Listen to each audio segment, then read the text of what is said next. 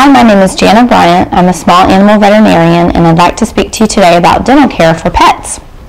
I decided to make this video in response to the many questions that I get about caring for your pet's teeth.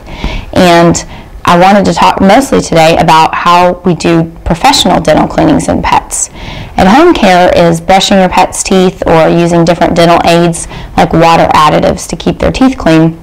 At the clinic, we do professional cleanings, much like you or I might go into our dental hygienist and have our teeth cleaned. I get a lot of questions about anesthesia in pets, and a lot of people have concerns about putting their animals under anesthesia, so I wanted to discuss why that's important for animals.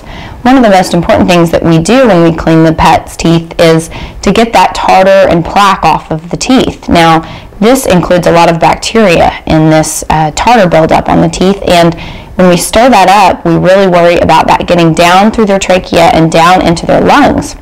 So it's important that we have them asleep under anesthesia with a tube into their trachea so that we can prevent that bacteria from going down into the lungs and causing an infection. Also, it would be impossible for us to clean the teeth the way that we need to in an awake animal.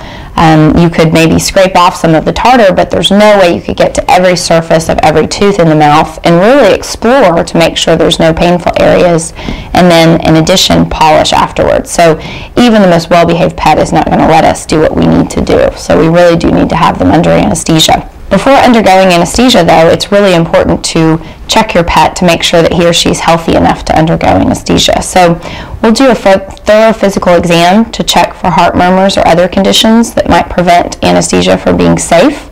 Also, we'll check the lab work to make sure that their organs are functioning properly, like kidneys, liver, making sure that they're not anemic, things like this.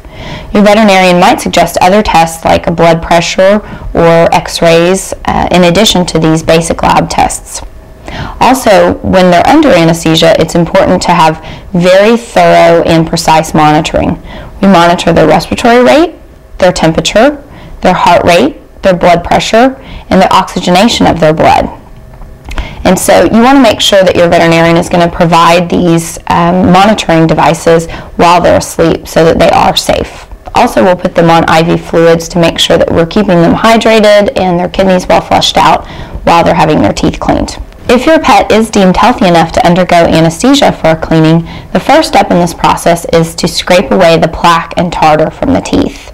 And this is done with a hand scaler and also a machine called an ultrasonic scaler. This roughens the surface of the teeth, however, and it's really important that we polish the teeth after this.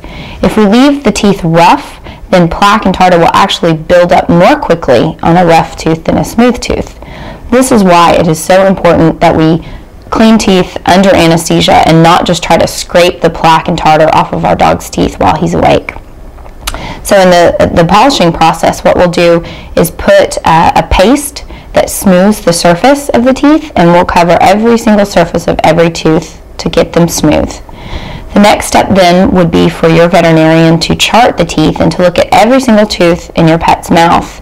And we can see here that there's a lot of teeth in a dog's mouth and a cat's mouth. This is just a model of what the teeth look like, and we've got a lot of teeth here. We've got incisors, canines, premolars, and molars. And so your veterinarian will go through every single tooth and make sure that they don't see any discolored teeth or broken teeth or loose teeth. This is a model of a cat's teeth, and you can see there's not quite as many, but they are small and very delicate and very important to check every tooth. So if we see a loose tooth or a discolored tooth, that tells us that something's going on with that tooth inside it. The pulp cavity is the part that is the living part of the tooth inside of the tooth, and it makes up the blood vessels and nerves of the tooth. So each tooth is alive, and we want to maintain it that way. And so your veterinarian may look and see a tooth that's fractured or discolored, and that may suggest that we need to take some x-rays to find out if this tooth has a root abscess or is broken or has a weakness, something like that, which may indicate further work.